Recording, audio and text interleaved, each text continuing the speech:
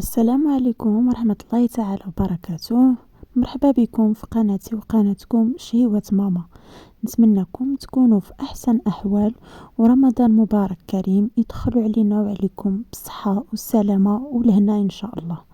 بمناسبة الشهر الكريم نبداو دابا في التحضيرات ديال رمضان. من بين هاد التحضيرات هادو هو المقروط اللي كيجي واحد المقروط هشيش لذيذ رائع، غادي ينجح معكم من اول تجربة، وخا ما عمركم درتوه غادي ينجح معكم. فقط تتبعوا الفيديو الاخير وغادي نعطيكم جميع نصائح النجاح ديالو والاسرار باش يجي معكم. كيف ما كتشوفوا كنحصلوا على مقروط اللي كيجي رائع هشيش ما كيطرطقش معنا وكيبقى محافظ على الرشمه ديالو. باش تعرفوا على الطريقه والمقادير ما عليكم الا تفرجوا الفيديو الاخير، وما تنسوناش من لايكاتكم وتعاليقكم وتبارطاجيو الفيديو مع اهلكم وحبابكم باش تستمر القناه.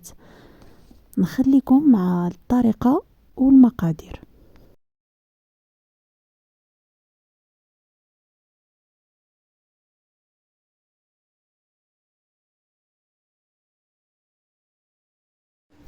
غادي نبداو بالطريقه والمقادير في نفس الوقت. عندي هنا زلافه ديال السميده الرقيقه، السميده اللي كنصاوبوا بها الحرشه. كيف ما كتشوفوا السميده اللي رقيقه كنديروا زلافه، وحنا العبره حنا اللي كنختاروها. هاد الزلافه تقريبا كتهز 250 غرام ديال السميده. عندنا زلافه ديال السميده رقيقه، وعندنا كذلك زلافه ديال السميده اللي مويان اللي كنصاوبوا بها السكسو الخاصه بالسكسو. وهاد الزلافه حتى هي كتهز 250 غرام. بطبيعه الحال راهم مغربلين. ومعلقه كبيره عامره مزيان ديال الفورس،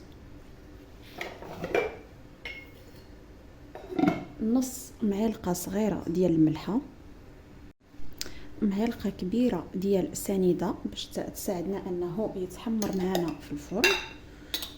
وهنا كنسم بالقرفه واحد معلقه صغيره د القرفه تكون عامره مملوءه مزيان. هنايا عندي الزبده دايبه كيف ما كتشوفوا، نص زلافه ديال الزبده اللي دايبه تكون دايبه مزيان، ونحيدوا لهذاك الماء ديالها ونكملوا بالزيت. هكا تقريبا زلافه ناقصه واحد الصباع، نفس الزلافه اللي عبرنا بها كيف ما كتشوفوا ناقصه. هذا القياس هذا قياس صباع ديال الليدان. غادي نخلطوا هاد المكونات هكا.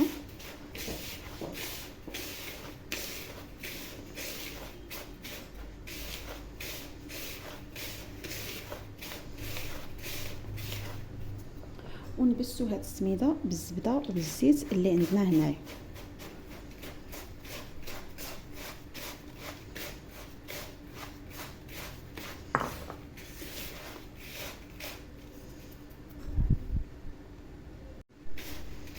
صافي كيف ما كتشوفوا كنبسوها مزيان وكنحكوها بحال هكا بين صباعنا.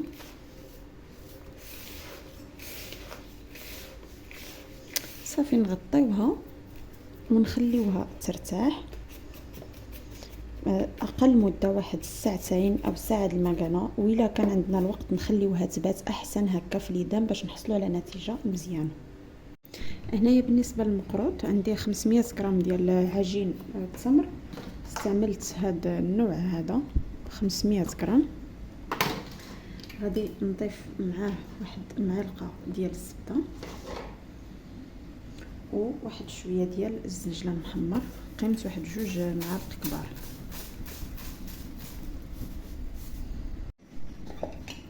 واحد نص معلقه صغيره ديال القرفه،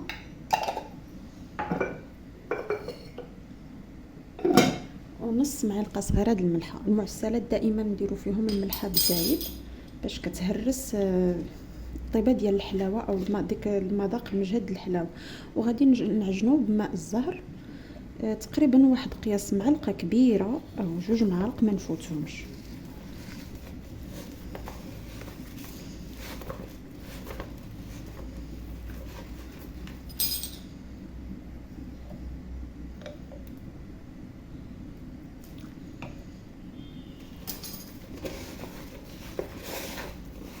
صافي غادي نستمر بنفس الطريقه.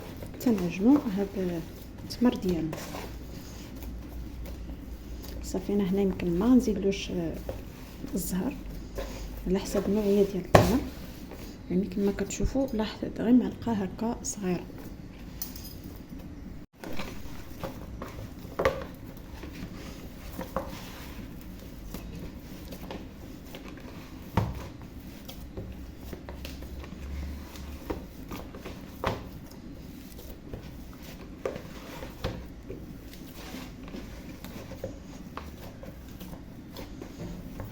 صافي ها هو اندمجنا كامل، غنشكلوه كرات بهذا القياس هذا.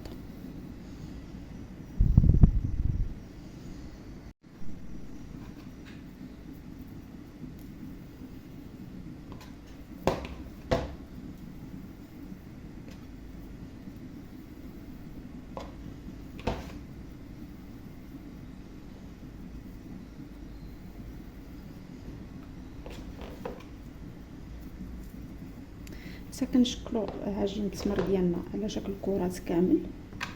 هاد نبداو نشكلوا المقروط. صافي نكمل العجينه ديال التمر ديالي ومن بعد نتلاقاو. من بعد ما داز تقريبا واحد ساعه او ساعه ونص انا خليته على هاد السميده، غندوز العجينه. ما غاديش نعجنها كلها في خطره، غنعجنها غير طريف وطريف. ناخذ واحد الاناء ندير فيه غير طريفه العجين اللي غادي نقد نغلب عليه، يعني ما خصوش يبقى لي مفزق مده طويله. باش غادي نعجنو بشويه ديال الماء زهر والماء، يعني كتشوفوا لونه محمر بداك اللوين ديال القرفه، كيعطيها هاد اللوين هكا مذهب.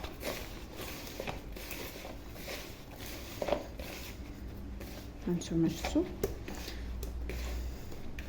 هنا عجنت هاد الكميه هادي، غادي نخليها هكا واحد قيمه واحد 5 دقائق على ما تشرب ونعجن بها. بالنسبه للمرشم اللي غادي نخدم به هو هذا المرشم هذا، الثمن ديالو كيدير 35 درهم وفيه 6 ديال الرشمات. غادي نخدم انا بهذا الرشيمه هذه. هذا هو الشكل ديالو بعد ما خليته غير واحد المده ديال 2 دقائق على ما ركبت المول ديالي. غادي ناخذ واحد الكميه، شفتوا كي كتشوفوا راه مجموع في اليدين. ناخذ كميه هكا ندير فيها تمره في الوسط ونجمع عليها العجين.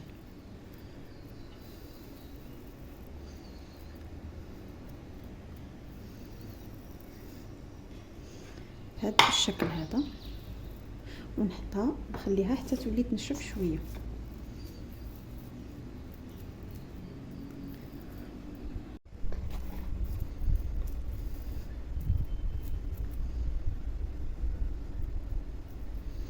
وكنغلف كره التمر بالعجين، الا جاني شويه ديال السميده كثيره كنحيدها ونحطها في واحد البلاطو.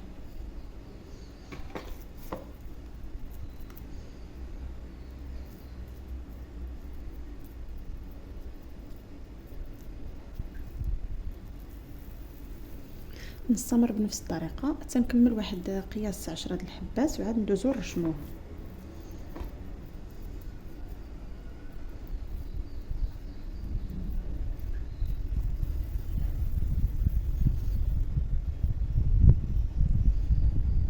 صوبت واحد 5 د الكرات ديالي، كناخذ واحد زليفه فيها واحد معلقه د الفرص ومعلقه د السميده.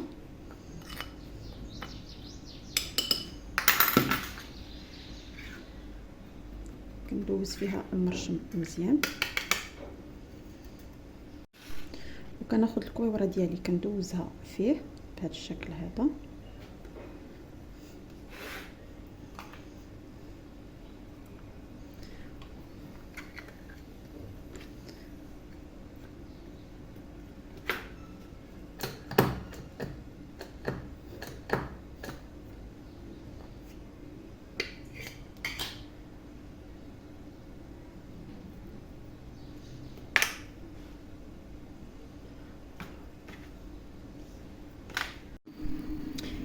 هذا هو الشكل ديالهم. من بعد ما كنكملوهم كنخليوهم ينشفوا مزيان واحد الساعه د المكان على الاقل، عاد نبداو نقليوهم.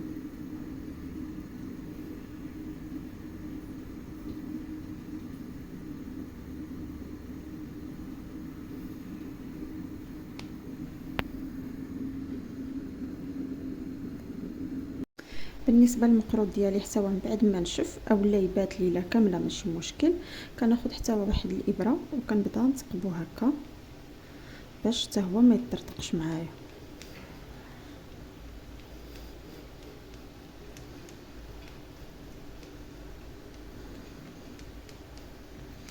صافي كنستمر حتى كنكمل التقيب ديالو كامل وعاد ندوزو نقليوه. هنا المقروط عندي الزيت اللي تكون سخونه بزاف ونخليها على درجه حراره متوسطه. انا الزيت هنا قليت فيها البريوات قبل اولا داك السيكار، وغادي نبدا نحط فيها هاد المقروط ديالي ونخلي عليه العافيه متوسطه، ما نقصلوش العافيه وما نحركوش في المقله حتى يشد راسو.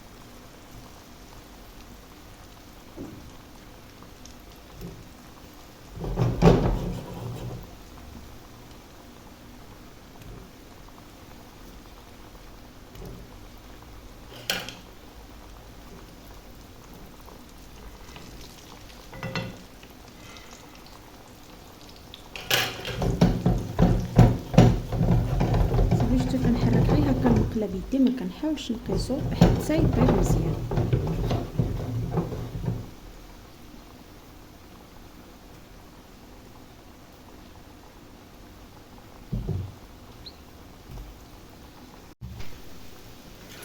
من بعد ما كنبقى نقلب في المقروط ديالي حتى كيطيب كنحيدو ونديرو هنا يقطر من الزيت، عاد نديرو في العسل. انا قلبته على وجهه عاود وليت رجعت قلبته.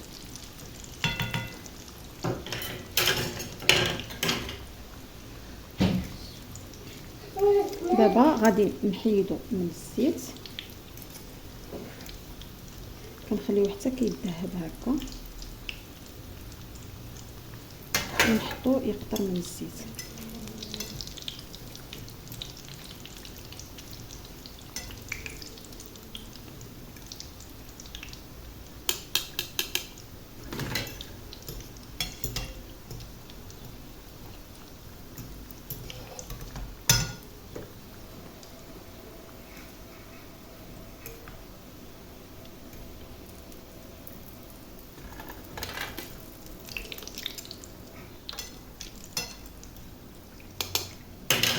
صافي كنخليه يقطر هنا من الزيت مزيان، عاد ندوز نعسلو. هذا هو الشكل ديال المقروط ديالنا، شفتوا اللين ديالو.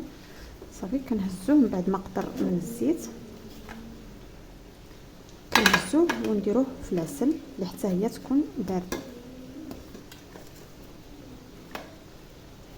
وهنا المقله ديالنا راها كتقلي، كنبقاو نحركوها غير بيدينا.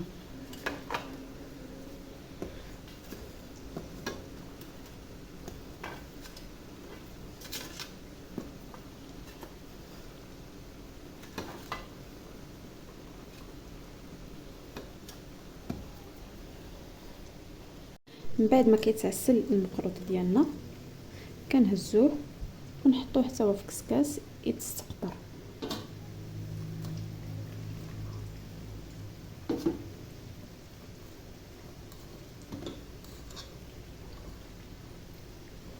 كنهزو غير بالوحيده بالوحيده باش ما يتهرش معانا،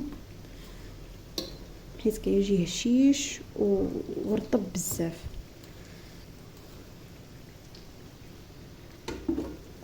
صافي كنستمروا حتى كنهزوه كامل. بالنسبه للمقروط عاودت عسلته المره الثانيه باش كيبقى شاد عليه العسل، وهذا شفتوا كي كيجي هشيش بزاف، يعني غير كي كنقيسوه كيتفرتت معاه.